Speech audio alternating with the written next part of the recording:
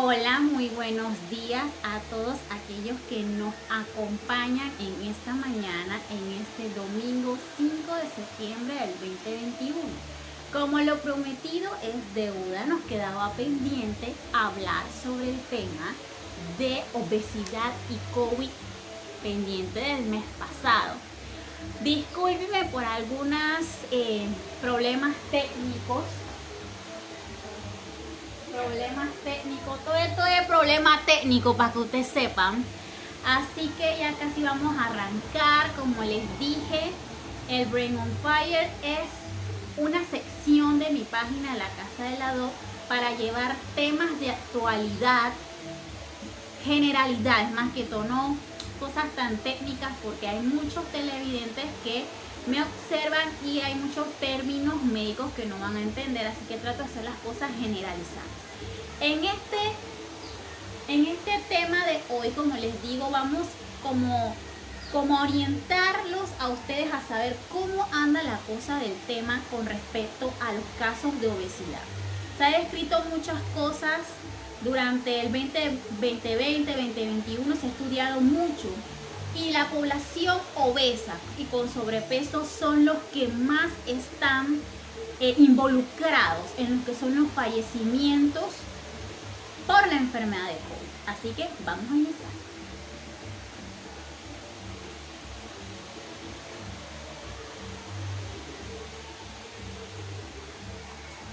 Bien, iniciamos recordándoles que el Brain on Fire lo pueden observar en mi canal de YouTube, que hace poquito lo estrené, en La Casa de la Do en Instagram.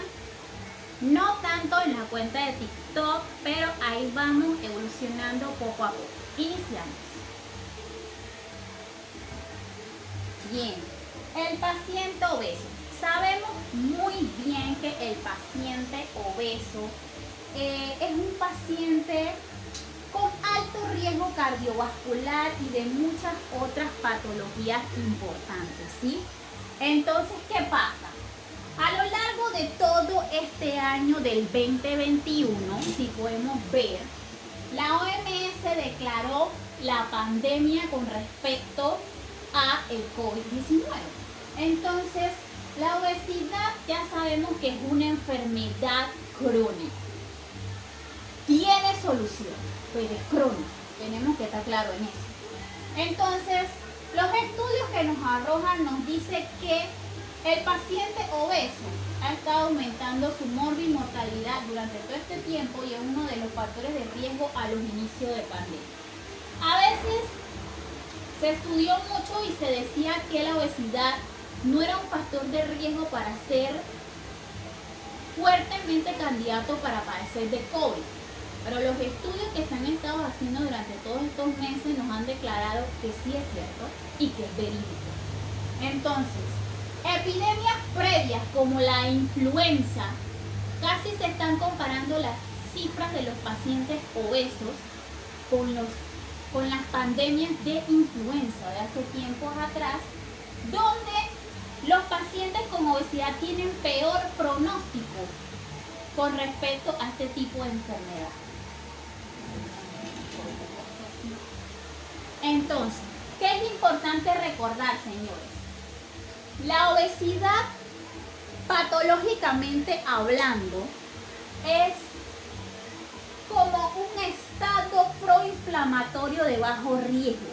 O sea, hay muchos cambios fisiopatológicos que el paciente obeso hace, y eso lo hace un potencialmente candidato a padecer de COVID. Veamos por qué. Se produce una desregularización del sistema inmunológico, el cual desencadena una capacidad de respuesta ante una infección respiratoria, no solamente COVID. Entonces, lo cual propicia el empeoramiento de la enfermedad en este tipo de pacientes. Fíjense, lo que pasa con el paciente COVID-19 con factor de riesgo de obesidad es que no solo desarrolla síntomas, no solamente tiene manifestaciones leves. El 14% de esos pacientes pueden evolucionar a una enfermedad de gravedad y quedar hospitalizados, ¿no? El 5% requiere atención de cuidados intensivos, que era lo que yo les hablaba la otra vez con el primer brain. ¿Qué pasa? El paciente obeso es un paciente que no es tan fácil de manejar a nivel intrahospitalario. En mi vida como médico tuve varios pacientes con obesidad mórbida y me acuerdo que tuve una paciente que casi un mes estuvo intubada, bien, de bastante masa muscular. Creo que se le llegó a extubar y luego me enteré que falleció, pero bueno, ella tenía otras complicaciones allí. Pero intubar a ese paciente es muy difícil porque sus pulmones reducen la cantidad de oxígeno que llevan. Y como es tanta masa muscular que tienen que ejercer para mover esa caja torácica, le es difícil al ventilador llegar a los niveles promedios para que ese paciente sobreviva luego de la ventilación mecánica. Entonces, señores, recordando que no solo la obesidad es un factor de riesgo. Imagínense, un paciente obeso y adulto mayor con un montón de comorbilidades que aportan a que la enfermedad de COVID se vuelva más grave y severa para ese tipo de pacientes. Existe una prevalencia según las revisiones que paciente diabético tiene un 20% de padecer obesidad. El paciente con hipertensión arterial, el tema que vamos a tocar hoy, señores, 30% que pueden padecer de infección de COVID. Las personas con obesidad, como les comenté, tienen un alto riesgo de complicaciones graves, señores. Pendiente con esa información. Haciendo una revisión epidemiológica, como les comenté, en el pasado se estudió mucho, se relacionó mucho lo que es la enfermedad de obesidad con el virus de influenza. Entonces, ¿qué pasa? Como en revisiones anteriores le dije que el índice de masa corporal es muy importante saber. Es muy importante saber ese índice de masa corporal en los pacientes. Talla entre el peso del paciente por kilómetros cuadrados. Porque en ese entonces, según los análisis epidemiológicos, por ejemplo en California se hicieron unos estudios entre abril y agosto del 2009, donde se determinó que 1.088 pacientes que padecían influenza H1N1 fueron hospitalizados y muchos fallecieron. Aparte de eso, se determinó que el índice de masa corporal de aquellos pacientes, como les mencioné, 268 pacientes menores de 20 años, el 50% de ellos eran obesos con índice de masa corporal mayor de 30. El 67% de ellos tenían un índice de masa corporal severo, mayor de 40. Imagínense, obeso mórbido. El 66% de esos pacientes con obesidad tenían comorbilidades, enfermedad pulmonar obstructiva crónica, problemas cardíacos como asma, diabetes. ¿Ves? Por eso hay que cuidar a los pacientes con enfermedades crónicas, señores. Si vamos a nivel global, ¿qué nos da la epidemiología a nivel global de la revisión que estuve haciendo? Es que, por ejemplo, en el Reino Unido, el 63% de los pacientes que ingresaban a unidades de cuidados intensivos estaban en sobrepeso o en obesidad mórbida. ¿Ves? México, el 50% de los fallecidos eran obesos. Colombia, en el marzo del 2020, datos concretos decían que su antropometría, que es lo de la medición de la cintura y eso, estaba elevada. Entonces, según el Instituto Nacional de Salud, 10 fallecidos por COVID, 2 de ellos entre los rangos de 30 a 39 años, 5 de ellos también eran obesos de 70 a 89 años en el rango de la rama del género masculino. Entonces, aparte de eso, se reportaron que 29 de esos pacientes que estaban en cuidados de unidades de cuidados intensivos, el 65% era masculino, entre los 20 y 89 años. Así que ya déjense eso de que el COVID nada más le da al abuelito, porque ya las cifras están diciendo que no está respetando edad, para que lo sepan.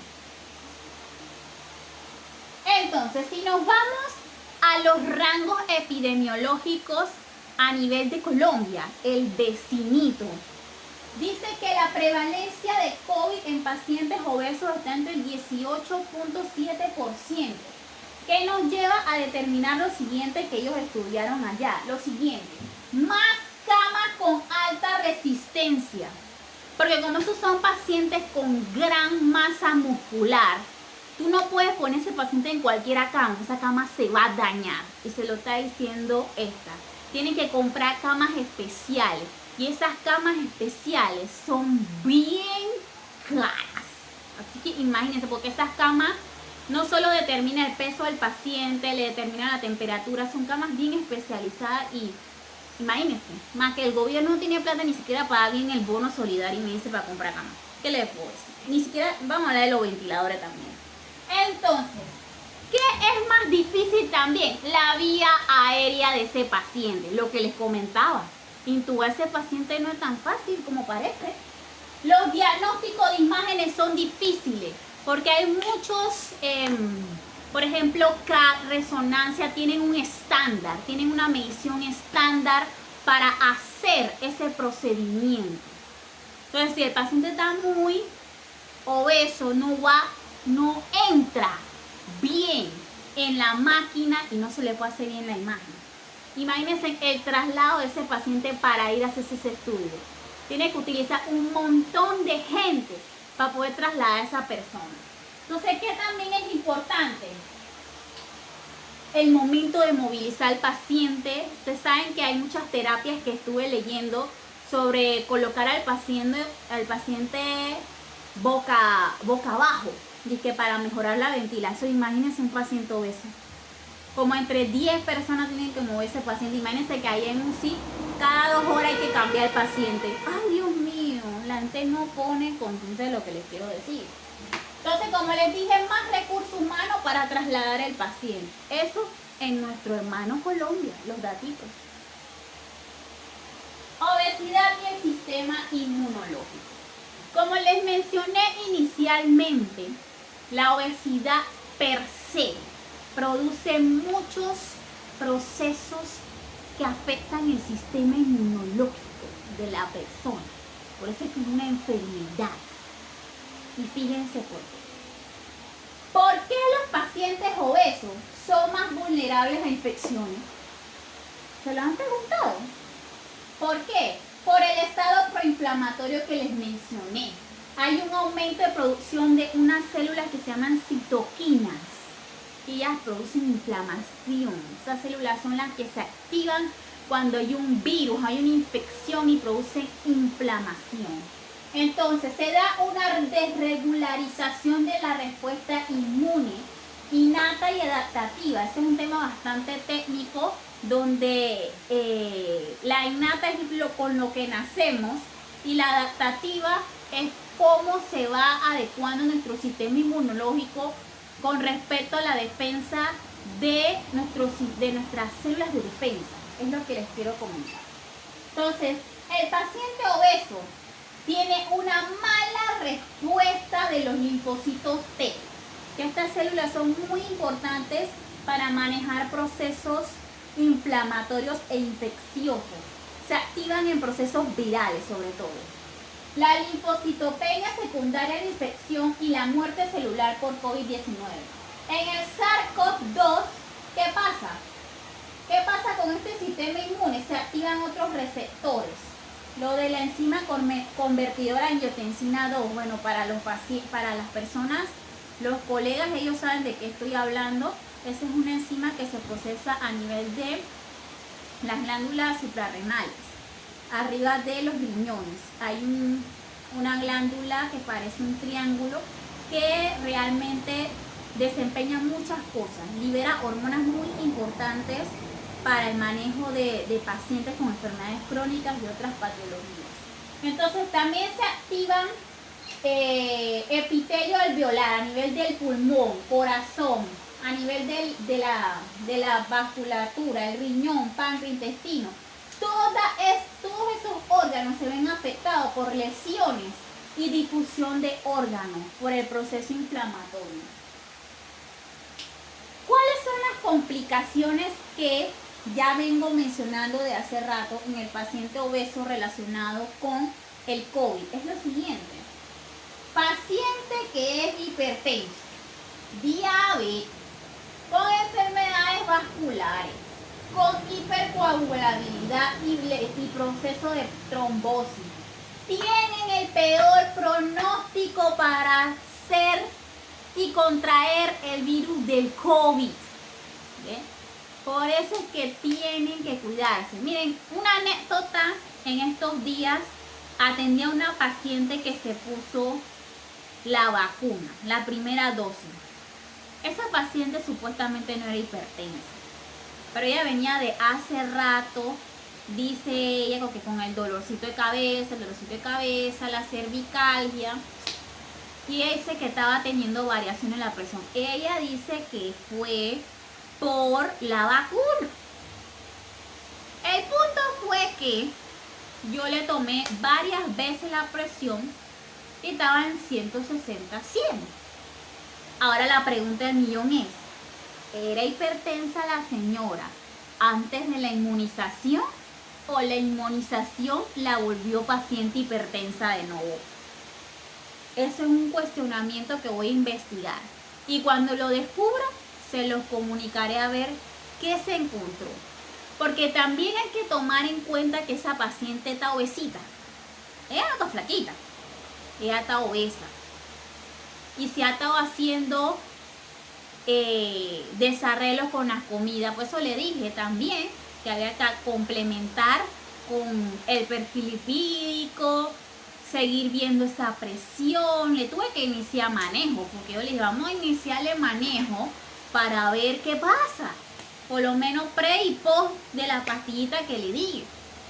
Pero imagínense, últimamente están pasando cosas ahí medio extrañas, y me pongo a pensar: el COVID puede aumentar los pacientes con riesgo de enfermedad cardiovascular por la colocación de la vacuna.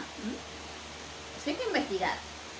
Entonces, fíjense, ¿qué pasa con este montón de grupos etarios?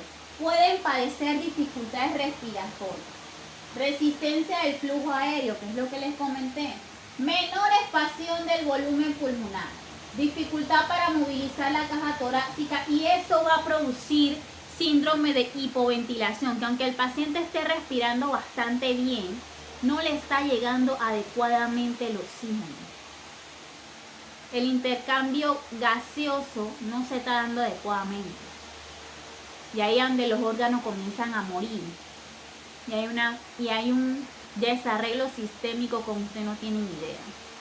Entonces, ¿qué más pasa? El paciente desarrolla hipertensión pulmonar o apneas del sueño también.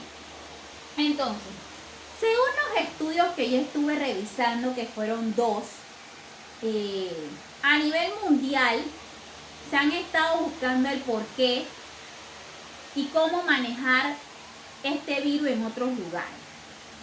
Uno de ellos mencionaba el uso de la vitamina D. Vamos a ver por qué. Según ellos, decían que el paciente con COVID varios de ellos cursaron con deficiencia de vitamina D por las siguientes razones. Si el paciente tiene deficiencia de vitamina D, aumenta el riesgo de infecciones respiratorias. Estás más expuesto. Hay estrés respiratorio o fibrosis pulmonar. El estudio, creo que fue de España, decían que se le administró vitamina D en este componente calcifediol en dosis altas y vieron que los pacientes obesos con COVID mejoraron su ventilación. Interesante. ¿Quién lo diría? ¿Quién lo diría? habría de ser interesante ver los pacientes que se están detectando ahora qué niveles de vitamina D están produciendo. Cada quien tiene su última palabra, ¿no? Entonces, los estudios que yo revisé hablaron mucho de ideas futuras. ¿Qué podemos hacer nosotros como personal médico para que los pacientes entiendan que deben llevar una vida saludable? Tratar, por lo menos tratar, señores, de tener una vida saludable. Porque miren, con todo esto que yo les he contado, ya uno queda impresionado.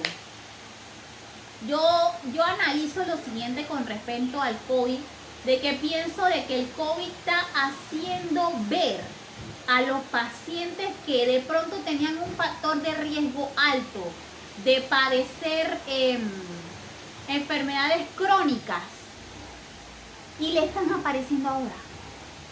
Usted mira la cantidad de pacientes que han venido con secuelas post-COVID. Yo me he quedado impresionada. Yo dije, ¿qué será? ¿Que esto siempre estuvo caminando atrás y ellos no se dieron cuenta? Que siempre estuvo caminando, pero vino el COVID y les vino a dar una advertencia y decirte, tú estás mal de hace rato, nada más que no te diste cuenta. Entonces son cosas que hay que analizar, que sería interesante saber qué hay detrás de esto. El COVID, la pregunta es, ¿el COVID vino a salvar la vida de los pacientes o a destruirla? Porque es un análisis muy interesante, con lo que le comenté. Hay que buscar esa respuesta. Entonces, según los estudios que revisé, se dieron una gama de herramientas que pueden ser útiles en el futuro para el manejo de los pacientes con COVID y los que no tienen COVID también. Entonces dice que lo importante es controlar las comorbilidades de los pacientes con enfermedades crónicas, diabetes, hipertensión, todo eso que mencioné, controlarlo porque es una enfermedad crónica. ¿Por qué digo que, y recalco que es una enfermedad crónica? Porque hay pacientes que llegan a la consulta y yo les pregunto, ¿usted sufre alguna enfermedad? No, doctora. Está bien. Ah, pero yo tomo lisinopril. Ay, pero yo tomo enalapril. Ah, pero yo tomo metformina. Yo dije, entonces usted es hipertenso y diabético. Me le quedo así mirando. Y que sí. Ay, pero a mí nadie me ha dicho que yo soy hipertenso y diabético. Yo,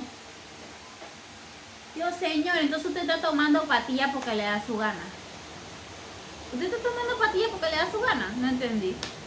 Usted de ahora en adelante tiene que decir cuando le pregunten ¿qué enfermedad usted padece? Menganita y sutanita. ¿Y qué toma? Porque tampoco no es que usted va a la consulta y no lo estoy regañando, sino nada más lo estoy orientando. A que vamos a adivinar qué es lo que usted toma. Usted tiene que llevar sus tiquetitos o un papelito con las recetas, cuántas veces y eso. Yo sé que uno a veces la mente se le va. Eso es normal. Pero no podemos seguir en eso. Así que ese tip a los pacientes de la consulta y para los colegas, orienten a sus pacientes, por favor. Entonces, tratar de controlar los factores de riesgo vulnerables a contraer infección y que sean de peor evolución en la enfermedad. El segundo ítem que mencionaba era que activación terapéutica para proporcionar cambios del estilo de vida.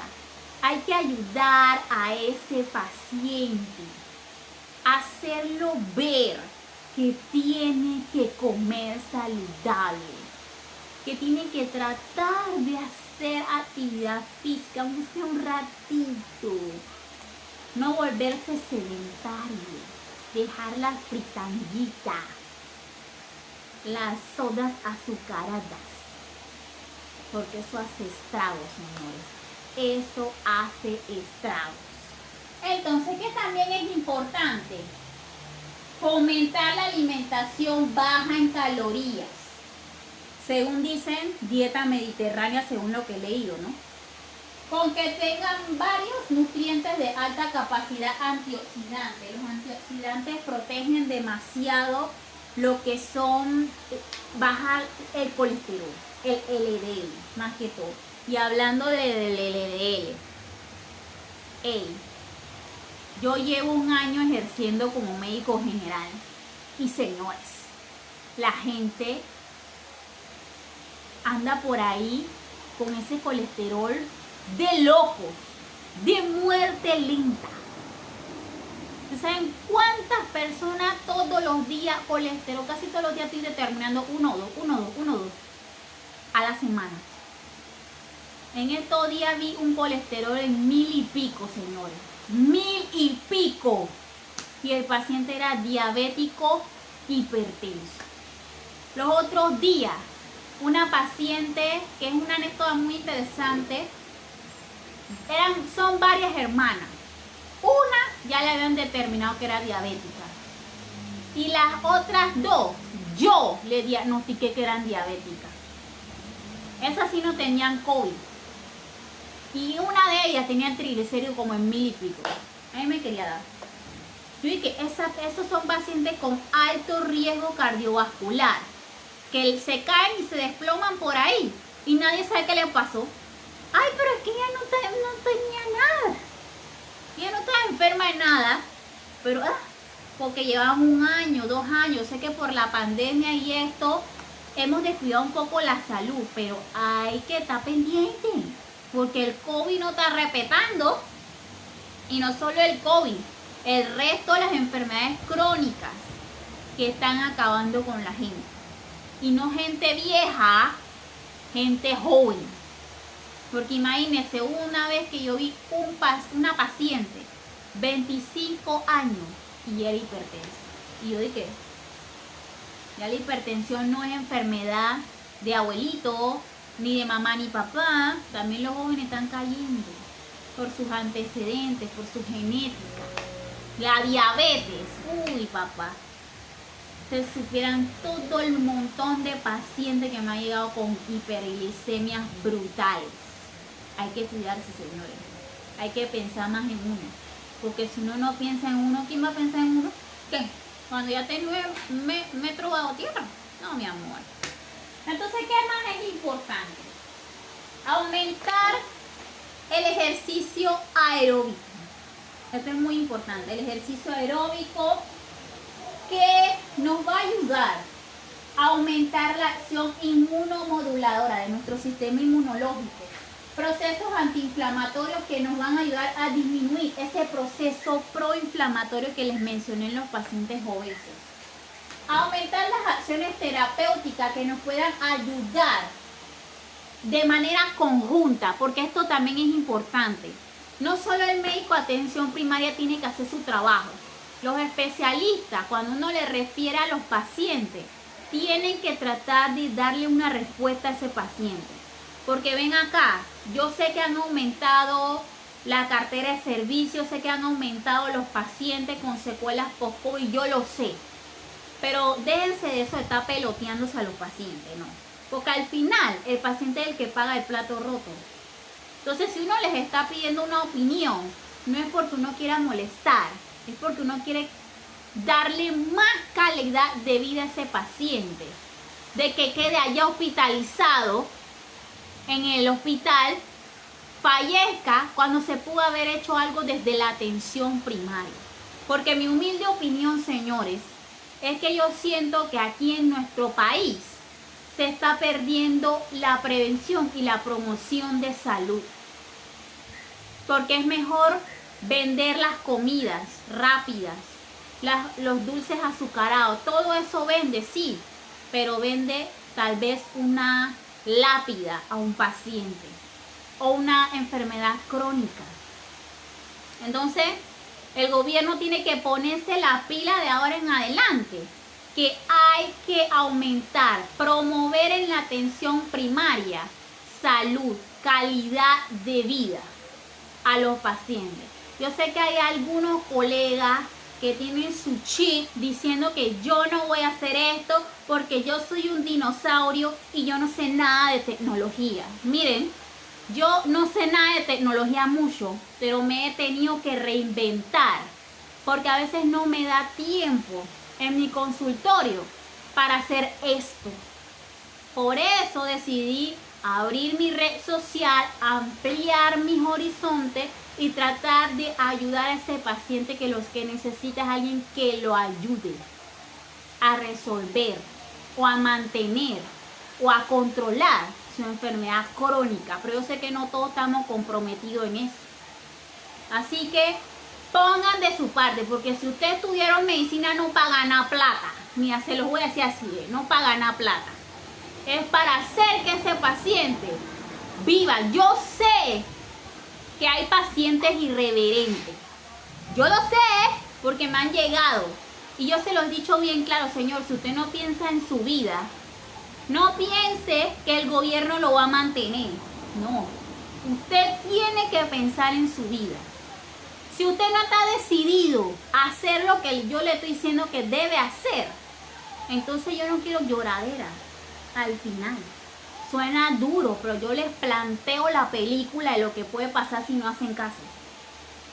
Y miren, estos días yo posteé una lista de un paciente de sus medicamentos y en verdad yo quedé sorprendida porque ese paciente vino descompensadísimo, como usted no tiene idea. Y él me dijo, doctora, yo estoy comprometido. Yo voy a hacer lo que tenga que hacer para mejorar mi salud. Y me garnatió, para que ustedes vean. Y que miren, ojalá todos los pacientes fueran como este paciente que sabe que la cosa no está muy buena, pero va a hacer el intento. Continuamos aquí. Que también es importante activar protocolos de actuación de atención sanitaria, ¿ves? Lo que les estoy diciendo. Basada en telemedicina para adaptarnos a la nueva realidad asistencial. Sería bueno eso de la telemedicina, porque ustedes saben, ahora está el tema de la tecnología y no se crean, en otros países eso da. Realmente se está haciendo mucho por el tema de que han aumentado el volumen de pacientes, no puedes atender tantos pacientes al día. Y sería bueno que el gobierno piense en incrementar esa parte, ¿no? De manejar los pacientes de manera virtual. Aunque hay pacientes que se pueden manejar virtualmente, pero otros hay que verlo. Hay que verlo, aquí tiene sus pros y sus contras, pero se puede intentar. Se puede intentar. ¿Qué más es importante? Saber que la obesidad es un problema de salud pública. A nivel, no solo aquí, a nivel mundial. Pero el paciente es el que tiene que estar comprometido a valorar y hacer lo que tiene que hacer, señor. Eso es lo más importante. Entonces, el paciente obeso se convierte en un paciente con aumento de carga económica y social para cualquier gobierno. Entonces, ¿qué hay que hacer? Reforzar. Reforzar es la palabra, señores. Escuchen lo que voy a decir. Reforzar la prevención y el tratamiento de la obesidad y del resto de las enfermedades crónicas. Prevención y un buen manejo, no solo de un médico, de un grupo de especialistas que manejen a ese paciente de manera integral. Porque a veces nos olvidamos que alguna vez fuimos médicos generales. Ay, como ya yo no atiendo eso, yo no tengo que saber nada de eso. Eso también lo estoy viendo. Eso no es ahí. Porque no porque yo soy especialista, ay, yo no tengo que ver eso. Eso que lo vea otro. Eso no es así. Porque alguna vez usted tuvo que estudiar todo eso para poder llegar a la especialidad. Así que, señores, hay que poner de nuestra parte, los pacientes, los colegas, el sistema, el gobierno, todo. Porque yo les voy a decir una cosa, el COVID vino tal vez hasta para quedarse. Se va a volver endémico en todos los países, como el dengue, como la influenza, todo eso. Eso no va a ser de ahora, eso va a venir, va a volver, va a venir, va a volver. Ya lo sabemos. Pero lo más importante es qué es lo que vamos a hacer ahora para mejorar todo lo que está pasando con el COVID. Mira el sistema de salud. Y ustedes me van a decir una cosa, pero en Colón es indignante que hasta el sol de hoy todavía no tenemos un hospital. Y la gente habla. Yo quiero saber qué están haciendo con la plata. ¿Qué están haciendo? Mira, yo terminé mi internado y todavía ni por ahí de movilizar para hacer ese hospital. Por eso es que se quedan sin cama. Y señores, cuando yo era interna, era peor. Ahora el COVID como que medio destapó la cosa, pero era peor. Porque las admisiones eran así, ¿ven? Y habían pacientes que se quedaban 2, 3 días o hasta una semana en urgencia porque no había cama. Así que, gobierno nacional, vamos, tienen que ponerse las pilas porque esto está grave. Estamos mal. Entonces, ahí están las referencias. Y recordándoles, señores, mis redes sociales. Como les dije, estoy estrenando lo que es mi canal de YouTube. Trataré de subir en el tiempo que pueda esta exponencia. Acuérdense, en la casa de la Doc, en Instagram, TikTok, la doctora Michelle. Si les es muy difícil, yo sé que los que no somos muy buenos en tecnología, pueden poner doctora Michelle Escobar desde Google y les va a salir la serie de mis redes sociales. Les sale Instagram y les sale el canal de YouTube. Así que ha sido un placer a los que me pudieron acompañar, a los que pudieron participar, y los que no se preocupen, que estaré subiendo el video para que lo puedan reproducir y aprender todo lo que hablamos acá. Espero que haya sido de su agrado y que pasen un excelente fin de semana. Si quieren hacerme una pregunta o tienen duda de algo, pueden ir al directo, denle like al video y si desean, suscríbanse a mi canal de YouTube para obtener todo este contenido que he estado trabajando fuertemente, como ustedes no tienen idea. Como yo les dije, en septiembre venía bien recargada, así que estoy tratando de sacar adelante el proyecto y espero que estén bien y que pasen un excelente de lo que queda el fin de semana y una excelente semana. Chao. Gracias.